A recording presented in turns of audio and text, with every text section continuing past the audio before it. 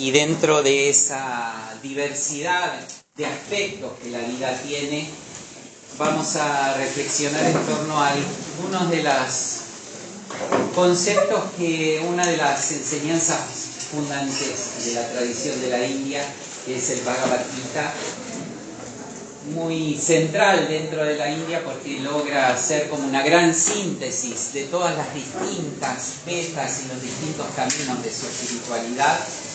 Pero básicamente lo que nos interesa hoy es que en la India Bhagavad Gita presenta el camino para todos, porque Bhagavad Gita es una enseñanza que un maestro le va a transmitir a un discípulo en el lugar más mundano que a quien escribió la historia se le podía ocurrir en ese momento, que era en el campo de batalla, en una batalla que está a punto de comenzar, con cientos de miles de guerreros de un bando y de otro, y que cuando el que tiene que dar la orden de comenzar esta batalla y está allí, mira todo lo que está ocurriendo.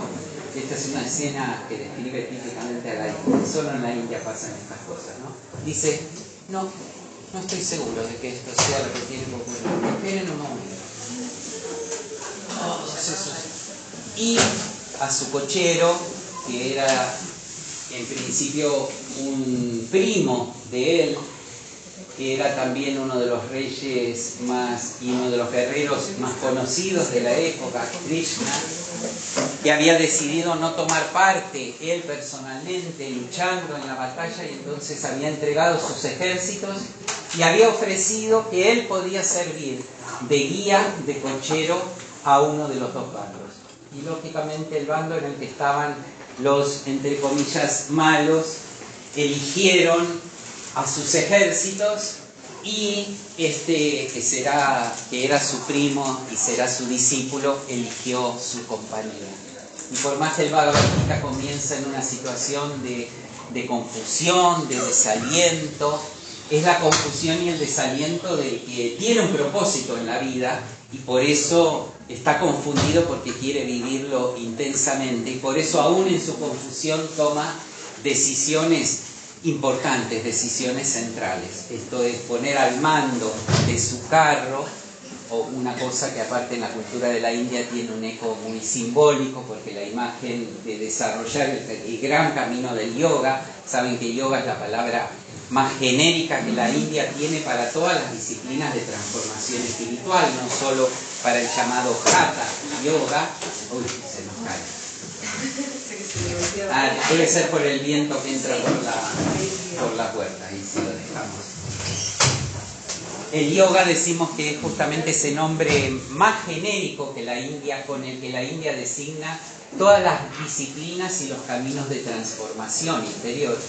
Y por eso uno de los sobrenombres que tiene el Bhagavad Gita, que figura al colofón con que cierra cada uno de los capítulos, dice Yoga Shastra, el libro que enseña qué es el yoga.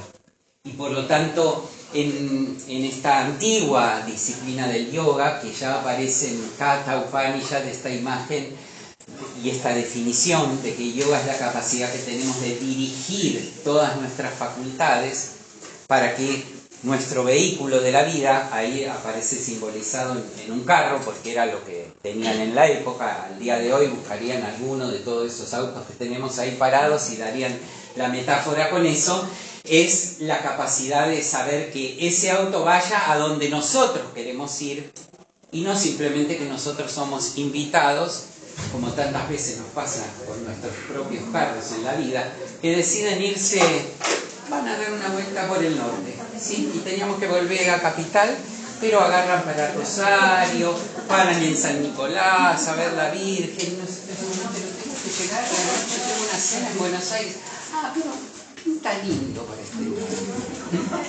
Y a veces, ¿vieron? Nos pasa que nuestra mente, nuestra psique están movidas por fuerzas propias que le quedaron ahí adentro trabajando y nos llevan para esos lugares.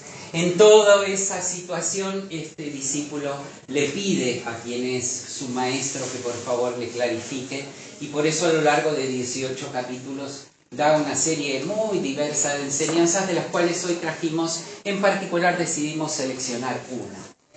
Y cuando la seleccioné, lo primero que me vino a la mente es una imagen que proviene de un ámbito totalmente distinto, que es en el año 1900 se celebra en París la Exposición Universal, en la cual toda la cultura europea celebraba el auge de la cultura industrial, estaban ahí presentes todas las grandes creaciones de la nueva ingeniería, de las nuevas máquinas, y cuentan las historias que estaba Rodin, el escultor Auguste Rodin, en su estudio, y viene uno de sus discípulos, el famoso Bourdelle, gran escultor también, muy cabizbajo, y le dice: Bourdelle, ¿de dónde vienes? De la Exposición Universal. ¿Qué te pasa?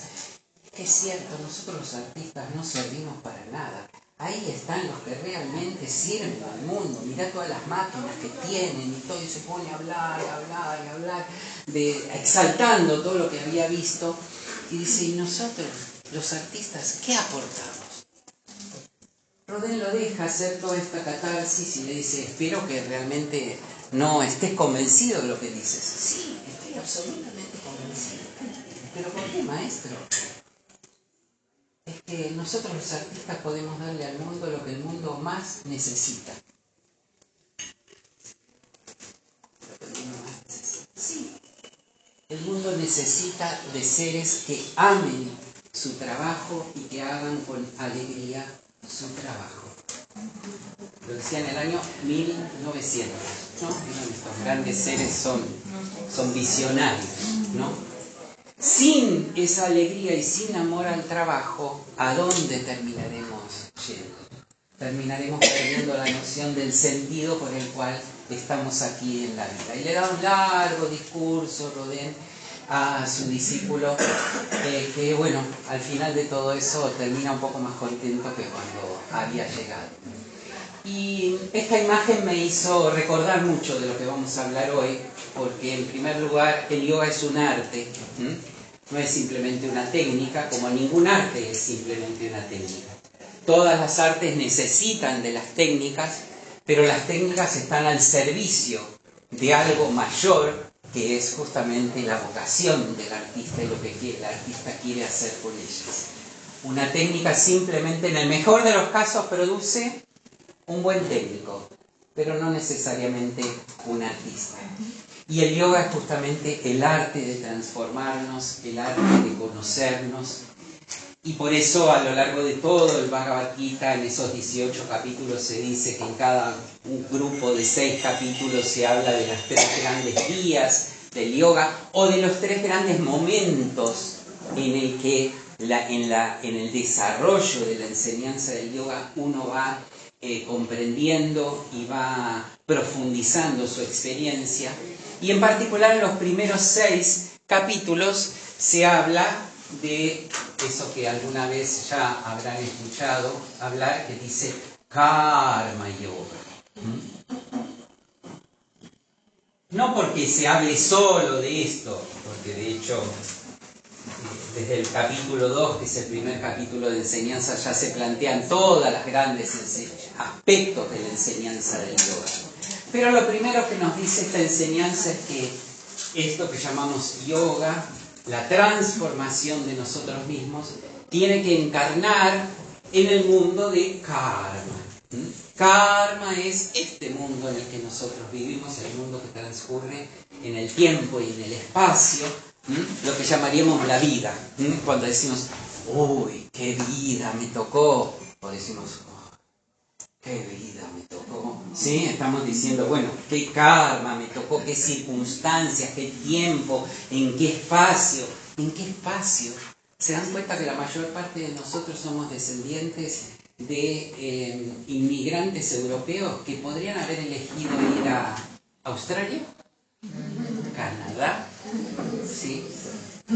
No sé, Noruega, Finlandia, pero no, eligieron venir al fin del mundo, a Argentina, y aquí estamos 2 o 3 generaciones después diciendo, pero ¿por qué no miraron bien? Era el barco que le seguía, ¿no? Ese barco no era. No miraron bien el donde decía el pasado. Bien, ese es karma. El carro fue carrotonado. Y hay que aprender a dirigir el carro donde el carro está. Y eso es lo primero que nos dice justamente Bhagavad Gita. Yoga tiene que encarnar en tu vida concreta, como un edificio, ¿sí?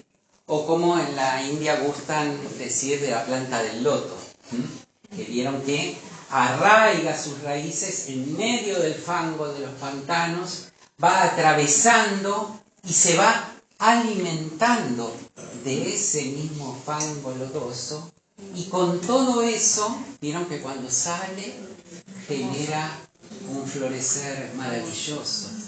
No a pesar del pantano, gracias al pantano. Y a veces, vieron, nosotros nos quejamos y nos quejamos y nos quejamos. Y si nos dieran un día, algunos vieron que dicen, ay, si el día tuviera 1 o 2 horas más. No, sería una peste. 1 o 2 horas más para seguir quejándonos. No, ¿para qué? Dejarlo 24 y si podés ser 22, mejor. Sí, para que tengamos 2 horas menos de queja. En cambio, aquí nos dice, no, usted es como un ser vivo. Usted es un ser vivo. Como todo ser vivo, ha sido plantado en un paisaje en el que va a encontrar una combinación de oportunidades y dificultades, de virtudes, capacidades y carencias, y como resultado de lo que pase de todo ese encuentro, usted va a poder florecer. Va a poder florecer porque estamos llamados a florecer, porque tenemos dentro la semilla de ese loto.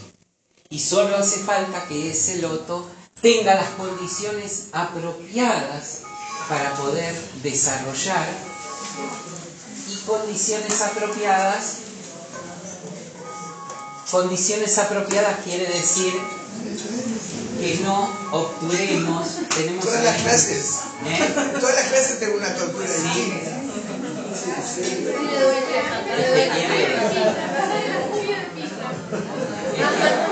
Extrañamos la música. No, porque estuvo media hora sonando en la otra clase.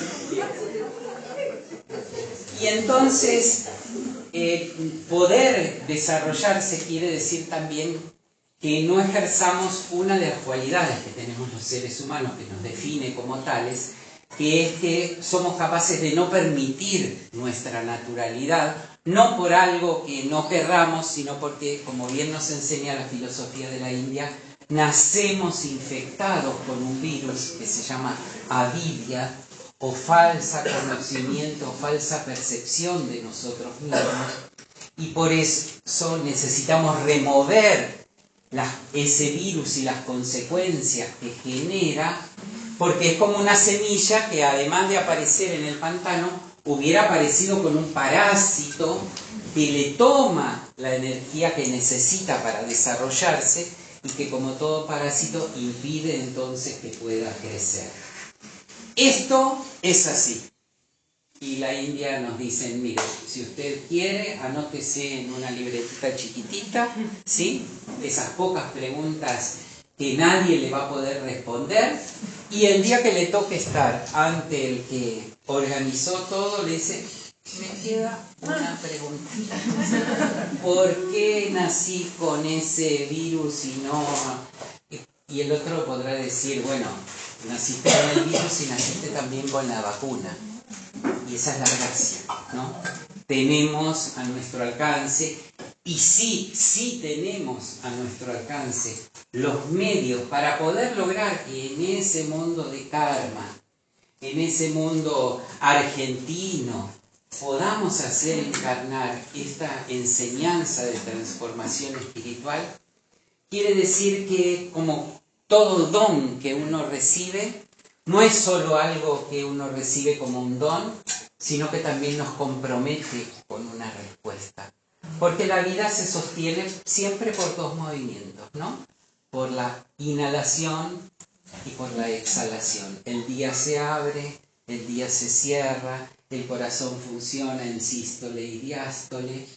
Y a pesar de que a veces esa avidya que padecemos y que se manifiesta en forma concreta como la conciencia egocéntrica, A veces esa conciencia egocéntrica quiere hacer, ¿se acuerdan? La de la fábula del buey que quería ser, del sapo que quería ser buey.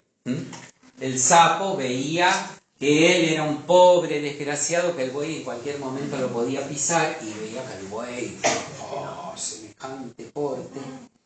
Y observando su propio cuerpo, vio que cuando él como sapo cantaba, su cuerpo se inflaba y se estiraba. Dijo, entonces es sencillo, yo puedo ser como el buey. Y trató de inhalar.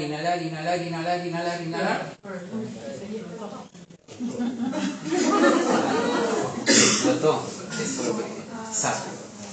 Y ese pobre sapo es a veces nuestro yo egocéntrico que piensa que la vida es tomar, ¿no? Quiere que la perinola tenga 6 caras y todas digan lo mismo. Toma todo. Toma todo. ¿Sí? Toma todo. Pero la vida no es así. Uno se da cuenta que no es así. Y se sostiene en ese tomar y en ese dar. Y lo primero que nos dice entonces Bhagavad Gita es, si usted quiere encarnar esta disciplina de transformación que se llama yoga, inhale, pero sepa que ni bien inhala, está llamado a exhalar. Esta cosa de que el yoga sea solamente para mi propio bienestar, ya estuvimos todos en la pandemia. Y nos dimos cuenta que es una ficción y una ilusión pensar que uno, por más medios de los que disponga, pueda alcanzar su propio bienestar. Dejémosle esa opción. Vieron, en Estados Unidos hay una serie de pocos millonarios que tienen hechos unos búnkers subterráneos para que en caso de que en el mundo hay una guerra nuclear, se puedan meter ahí y quedarse 42 meses comiendo alimento envasado. Vivir, nos preguntaríamos, ¿no? Entonces, necesitamos internalizar. Vieron que pensamos, ahora después de la pandemia, el mundo va a ser distinto. Y fue distinto solo para los que ante la pandemia buscaron y se propusieron hacer algo. Ahí sí, muchos internalizaron determinados cambios. Pero el mundo en sí mismo no me va a transformar si yo no me transformo y si yo no aporto para la transformación de ese mundo. Y eso lo vemos muy concreto aquí, porque cuando llegamos están todos nuestros queridos hermanos de Brahma Kumaris vestidos de blanco, que son los voluntarios que reciben a todos los que... ¿Y ustedes los ven con cara tristes cuando los reciben? ¿Sí? Bien, cuando van allá adentro y se quedan solos, siguen con la misma cara. No es que están poniendo la cara de contentos para ustedes porque se supone que como los reciben tienen que estar contentos. No. Ellos encontraron la llave de eso que queremos hablar hoy, que se llama Karma Samadhi. La palabra Samadhi se ha hecho muy popular por el auge de la meditación, por la difusión y el conocimiento del Raja Yoga, del Yoga Sutra de Patanjali. Pero Bhagavad Gita en el capítulo 4, en un versículo que es muy hermoso, en la shloka 24 del capítulo 4, viene hablando de, cada tanto Bhagavad Gita muestra cómo se ve a alguien que se ha transformado a sí mismo y cómo refleja eso en su relación con los demás, ¿no? Y en este capítulo 4 habla justamente de ese sabio que ha aprendido acerca de sí mismo. El capítulo 4 se llama Jnana Yoga, o conocimiento espiritual, el camino del despertar de la conciencia. Y dice, este ser está inapetente al fruto de las obras, siempre satisfecho. Y no es un error, ¿sí? No es que le faltó algo a la... el sabio es el que está siempre satisfecho. No está inactivo ni acepta así como así las cosas, pero sí acepta que si hay algo que cambiar, como el loto, y si hay una oportunidad para crecer, lo hará a partir de lo que está ocurriendo. Por eso dice, siempre satisfecho. de nada se ampara, porque encuentra amparo en sí mismo, no haciendo cosa alguna, aunque todas las haga. Y ese es uno de los signos que va a presentar esto que se llama la alegría de abrirse a servir al otro. La gran pedagoga chilena Gabriela Mistral tiene un poema maravilloso que los invito después a que lo busquen, que se llama Servir, justamente, y comienza diciendo: toda la naturaleza es un anhelo de servicio. Y como parte de esa naturaleza estamos nosotros los seres humanos, no nos olvidemos, ¿sí? Porque a veces pensamos que la naturaleza tiene solo color verde y no tiene color de piel. No, nosotros somos seres humanos también. Y nos admiramos de las hormigas que hacen hormigueros y de las abejas que construyen panales, y nosotros construimos ciudades megalómanas, que son también nuestros hormigueros y nuestras colmenas, porque no podemos hacer otra cosa que no sea ser seres naturales por más esfuerzo que hacemos. Esto es importante porque a veces creemos que si vamos a la India, si venimos aquí a Escobar, si vamos a Francisco Álvarez, bueno, ahí somos otra persona. Y eso nos da oportunidad de descubrir que en nosotros puede haber otra persona. Porque como en todo lugar de entrenamiento, uno va a un gimnasio y en un gimnasio está todo dispuesto para que uno pueda ejercitar ciertas capacidades que tiene. Y esos son estos lugares que por eso se llaman Sat Sangha. Estos lugares en los que me acerco, Sangha, a Sat. Sat es lo que es verdadero, es lo que es existente y es lo que es transparente. Las cosas sáttvicas son aquellas que transparentan cómo es ser existente, cómo es ser verdadero, cómo es la plenitud.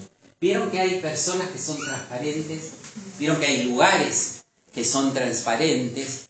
¿Vieron que hay lecturas que transparentan ciertas cosas? A diferencia o por contraste de las otras dos energías de la vida, que son la energía de la inercia, tamas, y la energía de la actividad y del movimiento y del anhelo, rayas. Pero entre ambas dos aparece esta cualidad, como vieron en determinados momentos del día. Un atardecer no es una media hora más del día. Es una media hora en la que se transparentan ciertas cosas que en otros momentos del día no pasan. Porque en otros momentos del día está en plenitud la actividad, lo que se llama rayas, en plenitud la inercia durante la noche, lo que se llama tamas. Entonces, por eso aquí nos dice, no haciendo cosa alguna, aunque todas las haga, y continúa dando una serie de cualidades que tienen los sabios, que a veces cuando leemos esto nos quedan las dudas porque creemos que lo dicen para que nosotros admiremos a los sabios.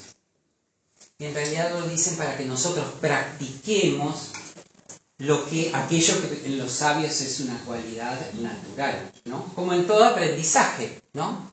Uno lo ve a Barenboim tocando el piano y dice, yo quiero aprender a tocar el piano. Y después consigue un profesor de piano y le da el libro Cerny y le dice, tenés que practicar 4 o 5 horas. Che, pará con eso que... Y uno quería ya sentarse y tocar el claro de luna, ¿no? Entonces, eso que veo en los sabios y que aparece aquí siempre descrito es para que uno diga, bueno, ¿qué tengo que practicar?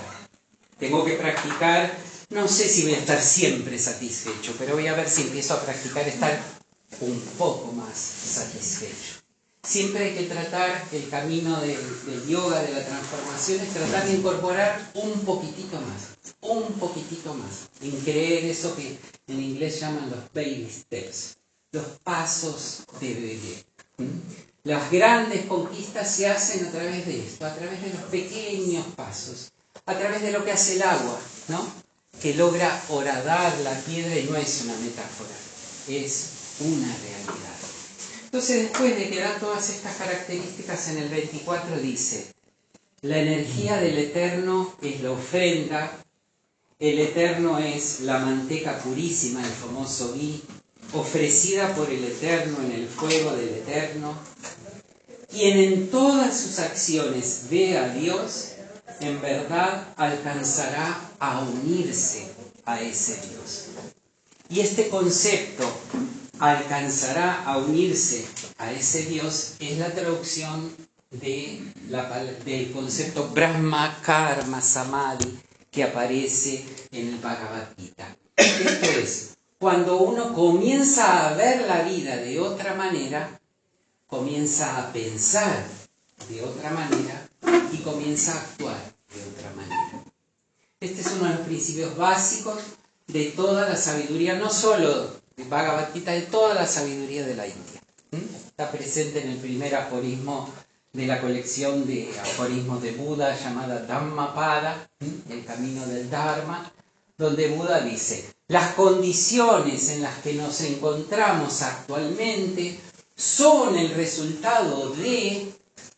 Y si ahí nos lo hubieran dejado para completar, bueno, cada uno de nosotros se hubiera agregado de mis abuelos que decidieron venirse aquí, de mi ex con el que no entiendo cómo me pude casar, de mi vecino, del administrador, del anterior presidente, del actual presidente, de toda la cadena de ministros que supuestamente se sabían de economía, de los últimos 40 o 50 años. No, nos dice, son el resultado de nuestros propios pasados pensamientos. Hay cosas que mis pensamientos no las crearon, sí, desde ya. Y sobre esas no podemos hacer nada. Hoy llovió, por más que ayer pensamos, ay, mañana estoy ahí en el Escobar, vieron que el año pasado tomamos solcito y estábamos ahí y todo. No lo pudimos manejar. Pero sí pudimos decidir algo. Que ante esa lluvia digo, pero pues igual sí voy a poder aprovechar. O me podría haber quedado en mi casa diciendo, uy, si hubiera sido un día, ¿no? Hay circunstancias que no están en nuestras manos. Y eso desde ya Buda lo sabía. Pero ¿qué es lo que decía? Que si nos ocupamos de las que sí están en nuestras manos, aquello que de nosotros depende comienza a cambiar. Y por lo tanto, si comenzamos a trabajar en abrir nuestra conciencia a eso que se llama la gran enseñanza del yoga, y nos va a decir explícitamente cómo hacerlo, Bhagavad Gita, porque lo primero que nos dice es usted dedíquese a lo que tiene que hacer y no a los resultados que va a tener lo que usted va a hacer. Y acá nos pone ante un brete. ¿Cómo no me voy a ocupar de los resultados? Si yo hago y el otro no me lo reconoce, si yo hago y el otro no me paga, si le cae mal, si pasa esto, si pasa lo otro, si preparo la clase para hoy y hay un temporal tan grande que nadie puede ir a Brahma Kumaris, estás aprendiendo a ser esclavo. Y el camino del yoga es el camino de la libertad.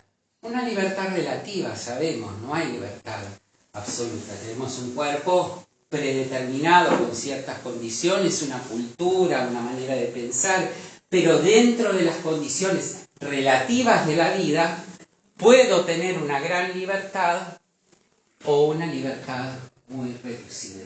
¿Sí? Y por lo tanto entonces nos dice, aprende a actuar y soltar. Actuar y soltar.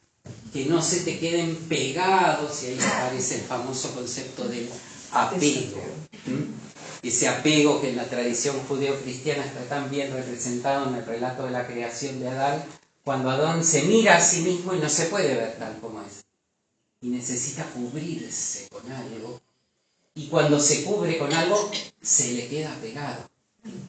Y esa hoja con la que Adán se cubre son las ideas con las que nos cubrimos, las identificaciones con las profesiones que tenemos, con los roles que asumimos en la vida, que dejan de ser roles y se convierten en personajes tan internos que nos sentamos en la casa y no sabemos si somos el actor o el personaje. Y entonces, como decía un Swami que conocimos, usted, amigo, entonces ahí tiene un gran problema. Así que piense bien. tenemos un problema si se nos quedan tan pegadas las cosas, porque aparece lo que Patanjali llama justamente la identificación con los movimientos psíquicos. Así como nos podemos identificar con el clima y decir, no, hoy el día está tan triste que no voy. Es la cualidad natural. El clima está en una energía tamásica, diría el Bhagavad Gita, y yo me dejo contagiar por ella, o digo no, yo le pongo pilas, rayas, y voy.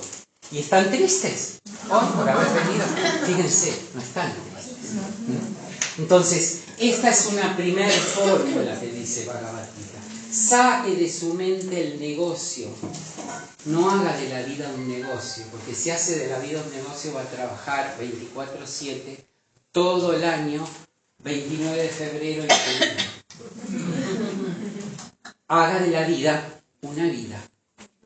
¿Cómo es una vida? Un arte. El arte es lo contrario del negocio, o al menos cuando sigue siendo arte. A veces se convierte en negocio y como el deporte y deja de ser un arte o un deporte y pasa a ser una forma más de negocio. Entonces, hacer y soltar. Ahora, cuando suelto, la mente me queda más libre. Entonces, Bhagavad Gita dice, atención, ¿con qué alimenta usted esa mente? Uno de esos alimentos, dice Bhagavad Gita, es cumpla sus acciones deseoso del bienestar del mundo. Loka Sangraha. Cuando a veces nos preguntan, hoy vinimos aquí con Heidi, que dirige la Fundación Ajinapura, compartimos siempre con Jorge, que dirige Ayurveda Prema, con Moira y Amalia, y nos preguntan, bueno, después de hace décadas que compartimos estos caminos, ¿qué le queda? ¿Qué les queda a ustedes? Y una de las cosas que más nos quedan es, miren, hay algo que funciona, y es que cuando uno se abre, uno se llena. Que cuando uno entrega, tiene las manos libres para poder recibir. Nosotros, vieron, queremos usar la estrategia de tomo, pásame otra que tomo, y después, no me das nada. No tenés dónde agarrar. ¿Cómo te voy a poder dar? Los pulmones pueden inhalar porque exhalaron. Y exhalan confiadamente, entregados, a que la vida va a volver. Y esa es la alegría, por eso se la llama samadhi, la alegría que se produce cuando uno descubre que uno puede contribuir a la vida, que uno puede contribuir a no haber pasado anónimamente. Eso no quiere decir que uno tiene que figurar en la lista de los premios Nobel. No. Las mejores cosas que pasan son las que uno no se entera. Lógicamente, como uno no se entera porque no sale en la primera plana, a veces creemos que no ocurren. Si no ocurrieran, el mundo no seguiría existiendo y ninguno de nosotros estaría hoy aquí. Si el mundo fuera solo lo que parece que es y se muestra, hay una ley física que es la ley del equilibrio, la ley de la balanza. La balanza ya se hubiera dado vuelta y todo se hubiera terminado. Del otro lado, en ese otro platillo no publicitado, hay mucho peso que está sosteniendo esta parte del platillo tan publicitado, todo lo malo y terrible que efectivamente ocurre más allá de todas las exageraciones que sean. ¿Y de dónde viene? De las personas que hacen el bien. El Bhagavad Gita lo llama el hombre sat, el hombre bueno. Hace poco nos pasó frente a la fundación en Corrientes y Arauz, una de las señoras que se queda hasta más tarde baja y se encuentra con un ciego que quería cruzar Corrientes. Entonces lo cruza y le dice, ¿qué quiere que haga? Pare un taxi. Bueno, ya va a parar un taxi y le dice, ¿a dónde necesita que lo lleve? No, deje que yo le explico porque no tengo dinero, pero yo le explico y va a ver que me lleva. Uy, pero ¿cómo no tiene? ¿Necesita que le dé dinero? No, dice, mire, no se preocupe porque yo vivo solo, pero vivo en Boedo. Pero en Boedo, donde yo vivo, no pasa nadie. Pero todos los días vengo hasta acá porque acá hay gente con la que converso y todo. Todos los días un taxista me lleva gratis. Él sabía, porque le ocurría. Uno va a decir, no, pobre taxista, está tantas horas. No, existe el bien. Y quien lo lleva está alegre de llevarlo. ¿Por qué? Porque contribuye en lo que cada uno de nosotros puede contribuir.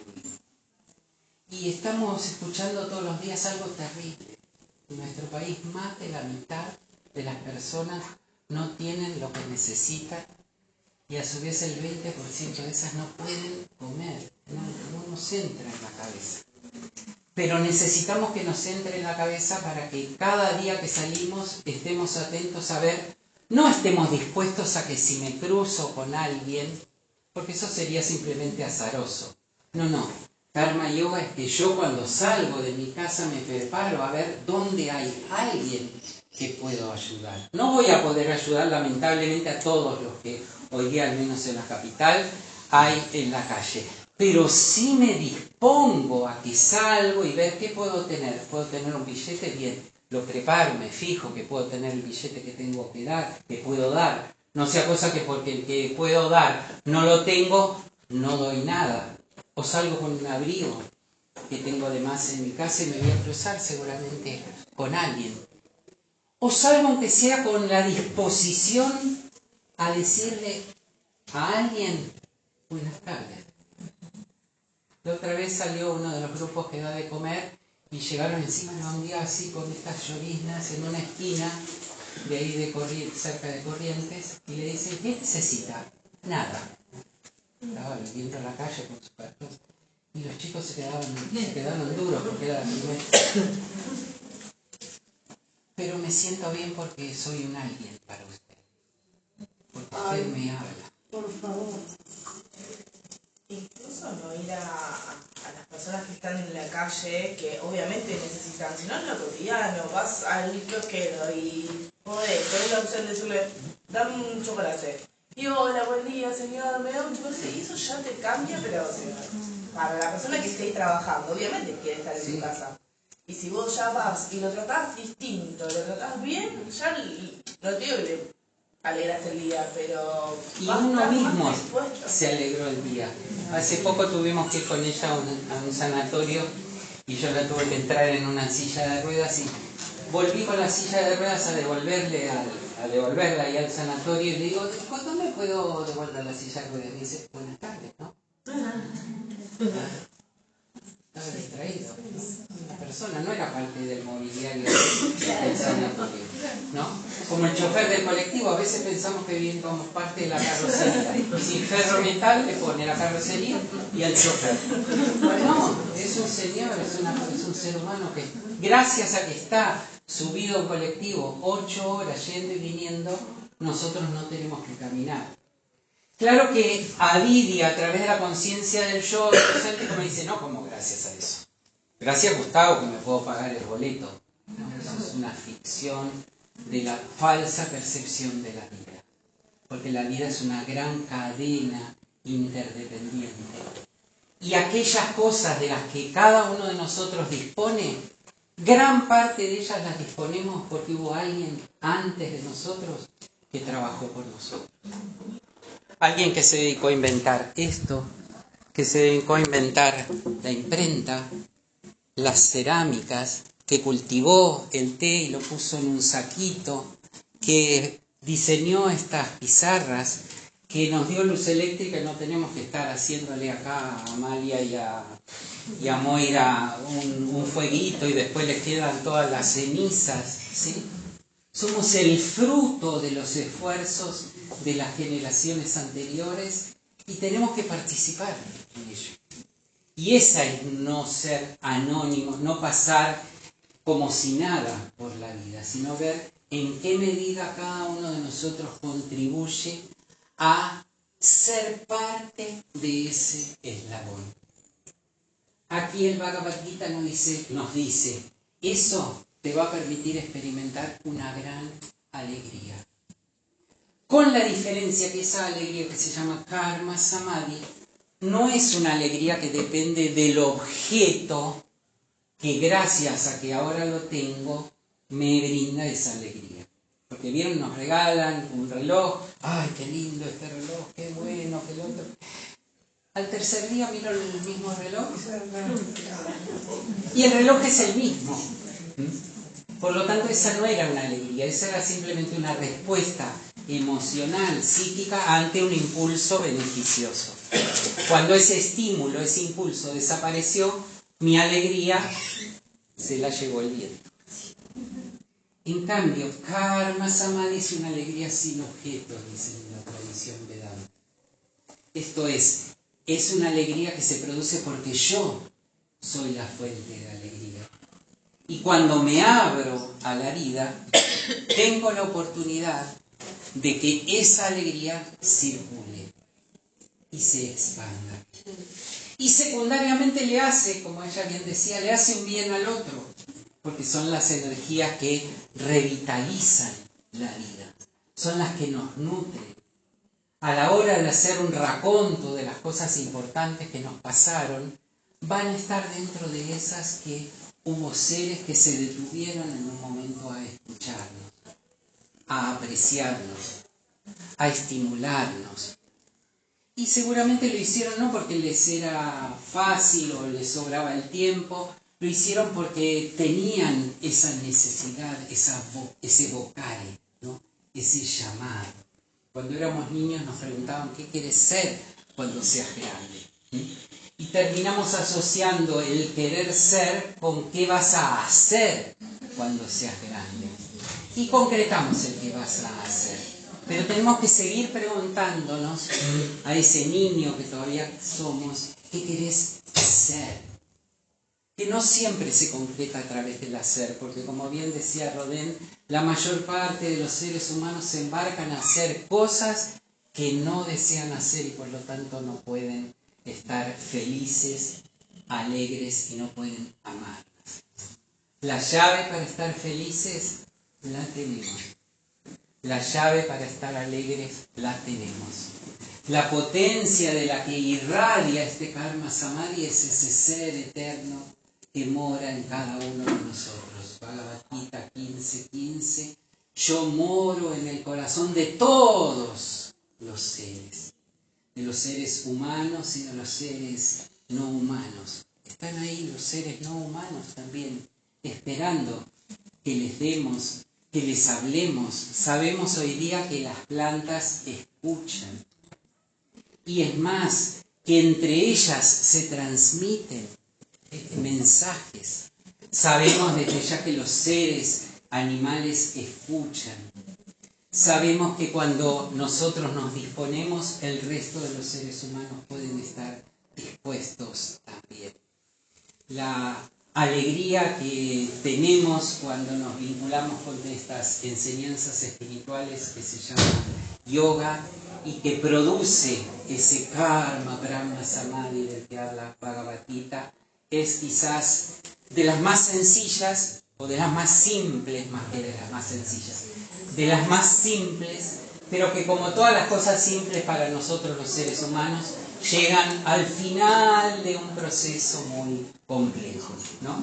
Fíjense que venimos a hablar de Bhagavad Gita, de algo que se escribió hace 3000 años en sánscrito, en la India, etcétera, etcétera, pero sin embargo cuando hablamos de esto nos damos cuenta que pertenece a nuestra propia alma, y son nuestras propias almas las que se ponen felices y las que están invitadas. Si uno está anheloso, va a encontrar muy cerca suyo la oportunidad de dar, la oportunidad de hacer el bien y de esa manera poder responder, porque cuando hoy busquen el poema de Gabriela Mistral, Servicio, van a poder responder a la última pregunta que ese poema les deja y que yo se las dejo para que la lean cuando lean el poema. Muchísimas gracias. Ay, gracias.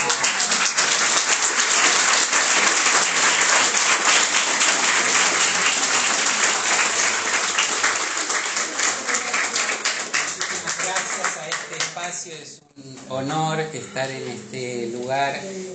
Como le conté a Moira, llegué y como venía de la otra celebración del yoga, me metí solo en la cocina porque siento que es mi casa, siento que así siempre me han recibido, y en la casa de uno se abre y comparte lo mejor que tiene. Así que gracias a todos no solo a Moira y a Amalia, que son las cabezas visibles, sino a todos los voluntarios que están detrás de ellas.